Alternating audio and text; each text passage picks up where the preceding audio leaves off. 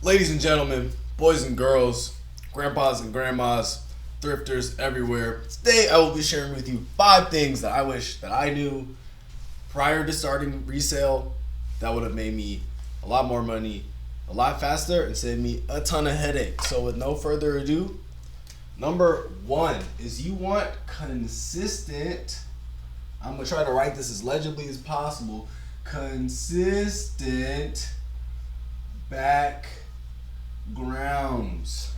So what does that mean and why is that? So one of the most fun lessons for me to share about my experience so far in the Vintage Reseller Discord community is that upon entry, the first bit of feedback that I got from Nick, the founder, the GOAT at resale, was, bro, what, are you like drop shipping or something? It's like, what do you mean? And he scrolled through my Depop with me there and was like, man, I really can't tell exactly what all these products are because I thought I was doing something cool and unique and that was gonna make me stand out by taking the graphics from the products. Let's say it was a graphic tee. I would isolate the graphic, make that the background, make it super vibrant, and then have the shirt in front of it with an outline. He told me, dude, this looks like Temu. Like, this does not look like real vintage fashion. People on the other side of this are not gonna trust this, right? Consistency displays trust, and all my products looked like they were from a different store somewhere doing something different. So first things first, you want a turf background, you want a solid white background, or you want to just remove the backgrounds entirely. But if you remove the backgrounds entirely, it looks like you're selling new products. So if most of what you're doing is resale, you're going to want to get you some turf from our shopping list in the description. Will save you a ton of time and a ton of headache. Second, you are going to want to put measurements, wait for it, in the pictures. You have no idea how many times, because I neglected this. I was already in TBR by this point. I deleted all my backgrounds, all my product listings with the wrong backgrounds, started over from scratch and got sales immediately. 2 sales the next morning I woke up to, and by the end of that first day with new backgrounds, 4 sales. But I neglected to put measurements in my photos. I knew that was part of the protocol, that was part of the thrift guide in the Thrift University in the Vintage Reseller. But I neglected that. It can't be that serious, right? Most of what I had at that time was just t-shirts. Wrong. Is you don't know when that one person is gonna slide up and be like, does this fit like a large? Does this fit oversized? And if it's vintage clothes, they're not gonna be measured to modern standards.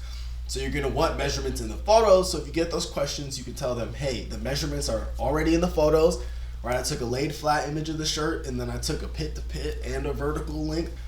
So then I can tell them, hey, go get your favorite shirts, lay them out, measure them, and see how it compares to the shirt. So then I don't have to go all the way to my storage unit to do that. You want to do this especially for like flare jeans. You're going to want to get the whole width of the boot cut and anything that's going to make sense to get: waist, inseam. The more information you can get in the pictures is the less you're going to have to actually communicate to people and the less resistance you'll get before getting a sale.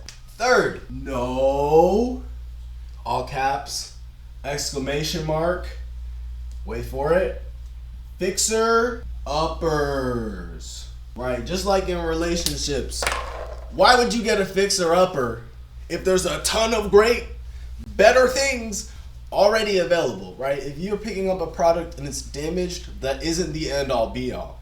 Sometimes if something's super vintage, it doesn't matter. They just want that particular piece, or they will fix it themselves.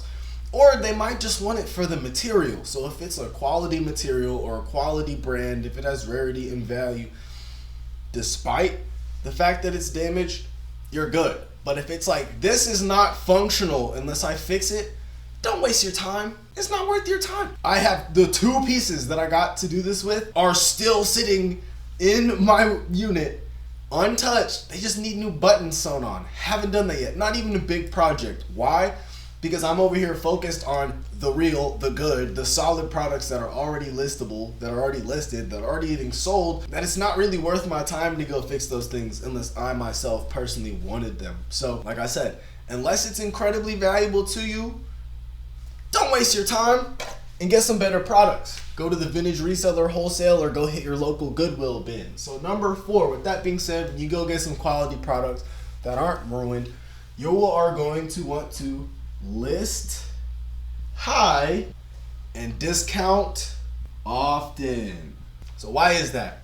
Well, a big part of selling anything in the modern era is everybody and their mama wants a discount. And if you put it listed at what you think it's actually worth and what you want to sell it for, people are going to come hit the DMs and they're going to want offers lower on it that you're not going to be willing to accept because you want to get what you know it's worth. But that person's probably not going to buy it if you don't accept their offer or if you don't discount, right? So if you can list high, you can discount low. You can run a 40% off store-wide sale today. And people are going to go crazy for it. But even then, they're going to want to send you an offer to get a couple extra bucks off. So list high, discount often, send offers, run store-wide sales, and you will definitely see an influx. Here's a crazy fact. I might make a whole video on this.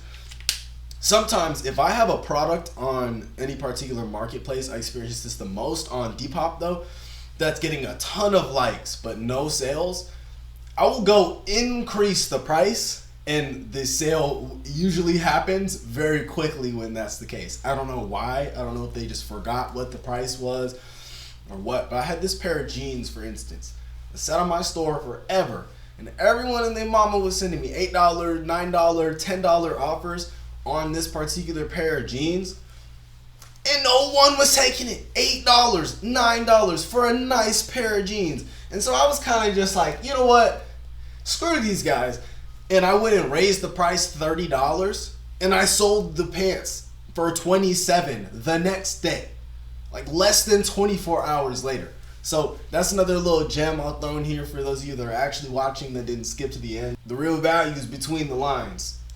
And you're going to want to list high, discount often, even if that means you raise the price because something isn't moving.